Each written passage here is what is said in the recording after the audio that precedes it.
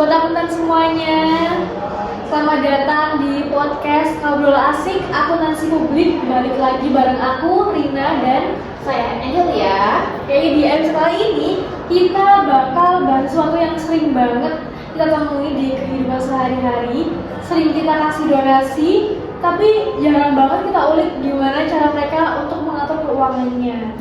Nah, betul banget. Kalau kemarin kita udah bahas tentang akuntansi buat instansi pemerintah, nah kali ini kita bakal bedah tuntas tentang entitas non-laba. Lebih spesifiknya itu adalah tentang Yayasan Pandu Cendekia. Nah, buat ngebahas materi yang daging banget nih, kita udah kedatangan dua pakar yang luar biasa, yaitu ada Kak Sophia dan Kak Wina. Halo Kak Rina, Kak Amel, dan sobat pendengar semua. Ya, halo semuanya, senang banget nih bisa sharing bareng kalian di sini.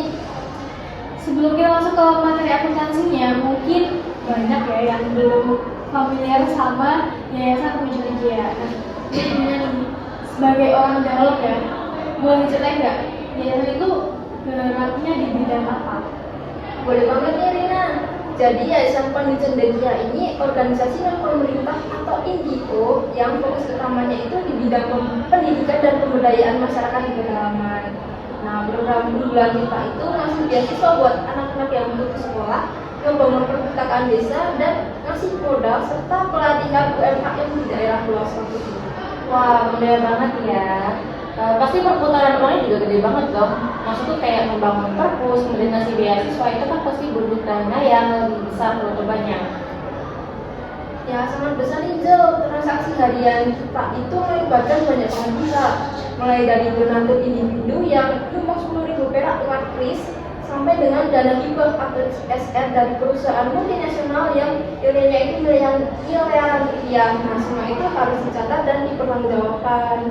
Nah, disitulah letak tantangannya. Jadi banyak orang itu yang mikir kalau yayasan itu cuma sekedar tempat amal yang mengumpulkan uang kemudian disalurkan. Padahal yayasan itu kayaknya perusahaan besar. Jadi kalau tidak ada sistem akuntansi yang kuat, maka uang miliaran rupiah itu bisa salah sasaran. Oke, nah bicara soal yayasan yang kayak perusahaan besar, sebenarnya apa sih Sofi yang membedakan yayasan ini dengan perusahaan biasa? Kenapa kita butuh cabang ilmu akuntansi sektor publik atau non-laba secara khusus? Jadi perbedaan yang paling fundamentalnya itu terletak pada tujuan dan keunikannya. Jadi semisal kalau Kak Angel itu bikin PT jualan kopi, pasti tujuannya itu untuk apa? Masih cari untung ya. Nah, benar sekali. Jadi tujuannya kan pasti untuk laba atau keuntungan yang besar, yang sangat besar kan. Nah, keuntungan itu untuk diri sendiri dan pemegang saham lain dalam bentuk dividen kan. Pasti sih, biar balik modal itu. Nah, Yayasan Pandu Cendekia ini nggak punya yang namanya itu pemegang saham. Karakteristik utama entitas nirlaba itu, mereka itu menerima sumber daya dari penyumbang yang tidak mengharapkan pengembalian fundamental. Nggak ada tuh ceritanya pendiri yayasan minta dividen di akhir tahun. Nah, betul sekali nih Sofi.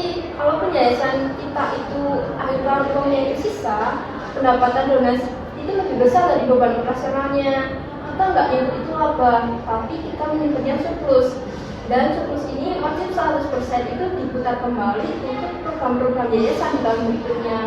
Oh, pantesan. Jadi orientasi laporannya itu beda ya. Kalau perusahaan kan pamer laba biar investor tertarik ya.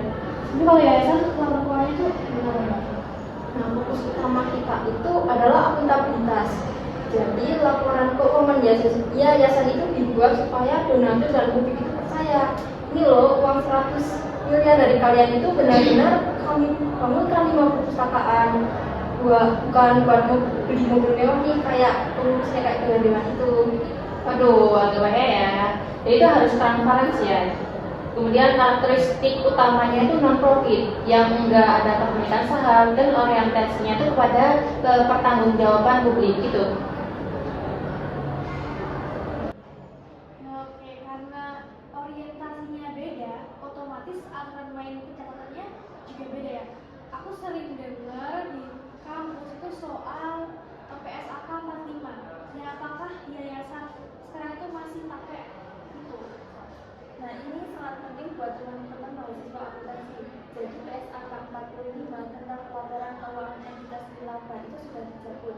Nah, mulai tanggal 1 Januari 2020, entitas nilaba di Indonesia itu berpedoman pada ISAK 35 atau interpretasi standar akuntansi keuangan 35. Tunggu nih Sob. Namanya kan interpretasi ya, itu kan bukan standar utama. Maksudnya gimana tuh? Pertanyaan yang sangat kritis sekali loh. Jadi ISAK 35 itu ibarat buku panduan terjemahan. Jadi Yayasan Pandu Cendekia itu tetap harus memilih standar akuntansi dasar, misalnya SAK EP standar akuntansi keuangan entitas privat. Nah, cara menjurnalnya itu menilai aset pakai SAKEP, tapi begitu mau dibikin laporannya, format penyajiannya itu disesuaikan menggunakan aturan ISAK 35. Nah, betul sekali ini dari penjelasan Kak Sofi. Nah, waktu transaksi dari SAK 45 ke SAK 35 itu rupanya Yayasan Pandu Cendekia juga lumayan harus adaptasi nih. Nah, inti dari SAK 35 itu sebenarnya memberikan kemudahan. Yayasan nggak dipaksa pakai standar dewa seperti SAK umum yang rumit. Nah, cukup pakai standar menengah atau kecil. Nah, tetapi wajah dari laporannya itu di makeover supaya cocok sama bahasa yang non-laba. Tadi kan Rina nyebut wajah laporan ya. Aku jadi penasaran. Wujud laporan keuangannya untuk Yayasan Pandu Cendekia itu ada berapa macam? Terus apakah masih ada neraca sama laba gini? Nah, kalau berdasarkan ISAK 35 itu, kita wajib menyajikan 4 laporan utama di laba CAIK. Nah, laporannya itu terdiri dari laporan posisi keuangan. Nah, ini itu setara dengan neraca. Lalu ada laporan penghasilan komprehensif. Nah, ini pengganti dari laporan laba rugi. Lalu ada laporan perubahan aset neto. Nah, ini itu pengganti dari laporan perubahan ekuitas atau modal. Yang keempat itu ada laporan arus kas. Tunggu. Berarti itu ada aset itu nih. Bukannya itu termasuk ekuitas ya? Nah, ini magic word-nya akuntansi dasar. Jadi persamaan dasar akuntansi komersial kan aset ditambah liabilitas. Aset sama dengan liabilitas ditambah ekuitas kan. Nah, di yayasan karena ada ekuitas atau modal pemilik, maka persamaannya itu berubah menjadi aset sama dengan liabilitas ditambah aset neto. Jadi aset neto itu adalah kekayaan bersih yayasan, dan di ISAK 35 aset neto itu diklasifikasikan jadi 2 kelompok besar yang super penting. Untuk klasifikasinya itu ada apa aja? Yang pertama itu ada aset neto tanpa pembatasan, kemudian yang kedua itu ada aset neto dengan pembatasan. Mungkin dari Mbak Wina bisa dikasih contoh realnya di Yayasan Pandu Cendekia. Nah, boleh sekali nih. Kampanye itu gini, kalau ada orang lewat terus masukin uang 50.000 itu ke kotak amal yayasan tanpa ngomong apa-apa. Nah, itu maksudnya ke tanpa pembatasan. Nah, yayasan itu bebas mau pakai uang itu buat bayar listrik, gaji admin ataupun beli kertas. Nah, tetapi kalau ada perusahaan yang transfer 100 juta dan bilang, "Mbak, ini khusus untuk beasiswa 10 anak di SMA ya." Nah, itu namanya dengan pembatasan. Uang itu harus dikunci dan haram hukumnya uang itu dipakai untuk buat beli AC di ruang meeting yayasan. Nah, itu harus dipakai untuk beasiswa sesuai amanah dari perusahaan yang kasih dana tadi gitu. Oh, ternyata sedekah itu ya untuk pemisahannya biar dananya tuh nggak kecampur dan donaturnya tuh nggak merasa mengkhianatin.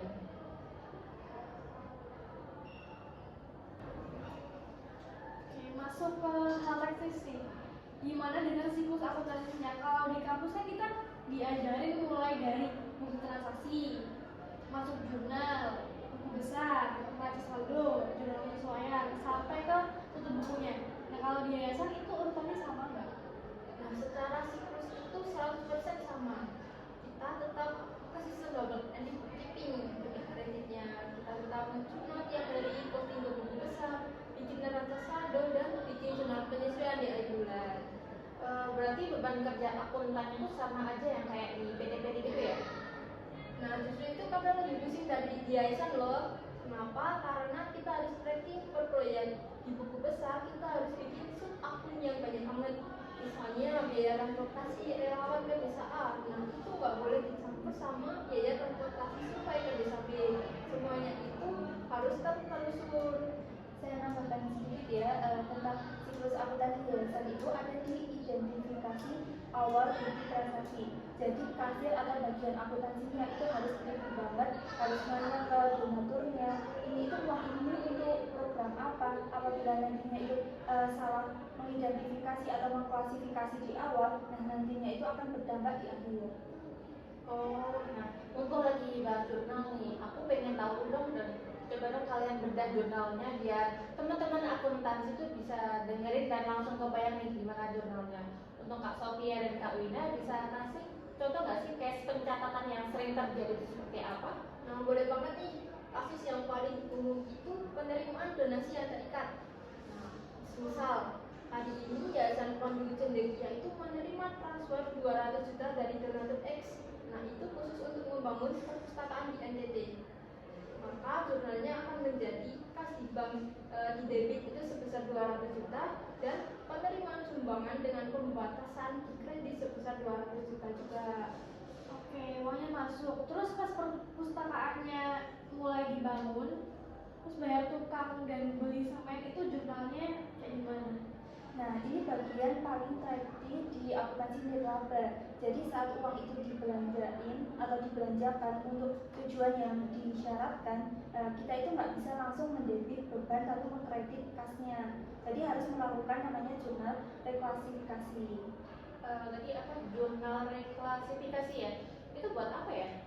Jadi jurnal reklasifikasi itu logikanya begini.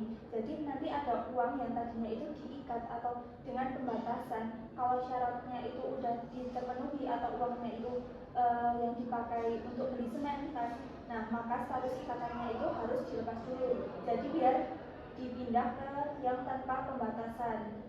Jurnal reklasifikasinya itu kita mendebit aset neto dengan pembatasan reklasifikasi keluar sebesar 200 juta, kemudian kita mengkredit aset neto tanpa pembatasan reklasifikasi masuk dengan sebesar 200 juta. Nah, itu benar banget nih Kak Sofia.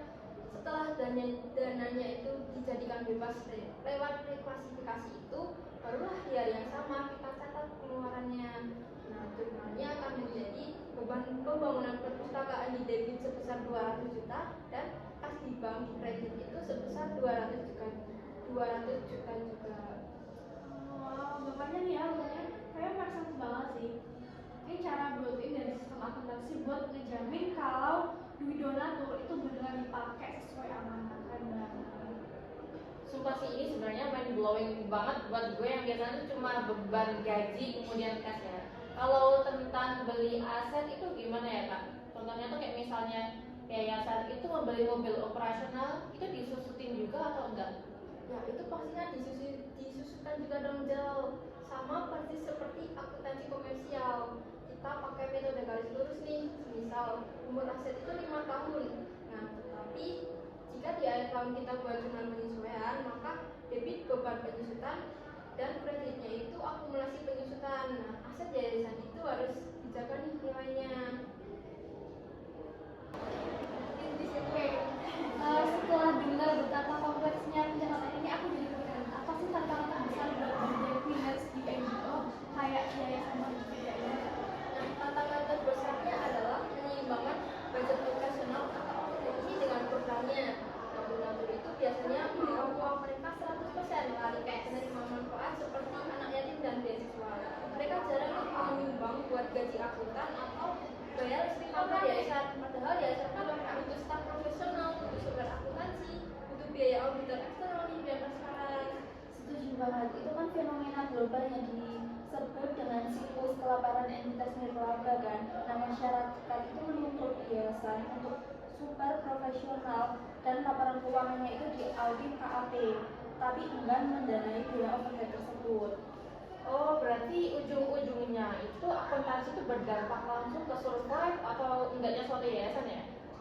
Nah, bukan cuma survive, tapi berdampak langsung ke pelayanan sosialnya. Coba bayangkan jika pembukuan di Yayasan Pandu Cendekia itu berantakan, lalu beritanya viral sampai ke publik, apa yang akan terjadi?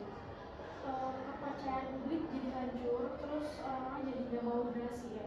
Nah, itu betul sekali Rina. Kalau orang berhenti donasi, dampaknya bukan cuma ke pengurus yang nggak gajian, tetapi ke ratusan anak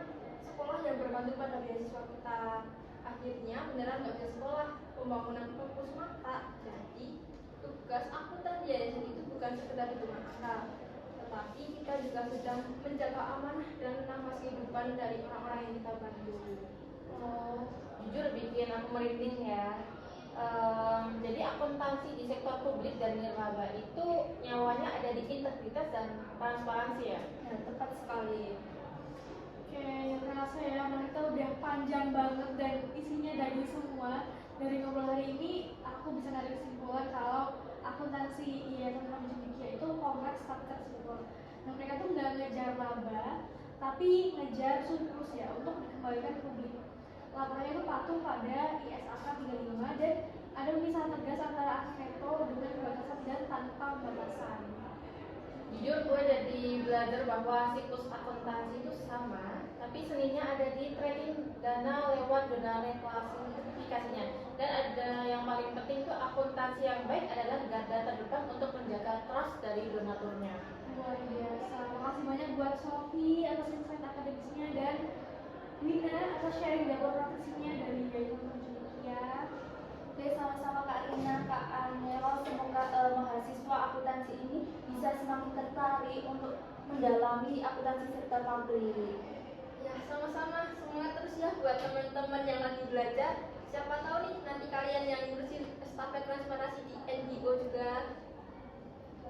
Pasti dong buat sobat akuntansi yang ngedengerin, semoga episode kali ini tuh ngebantu banget buat tugas kuliah ataupun sekedar menambah wawasan kalian. Nah, jangan lupa like, komen, dan juga share podcast ini ke teman-teman kelas kalian ya. Bye bye. See you guys.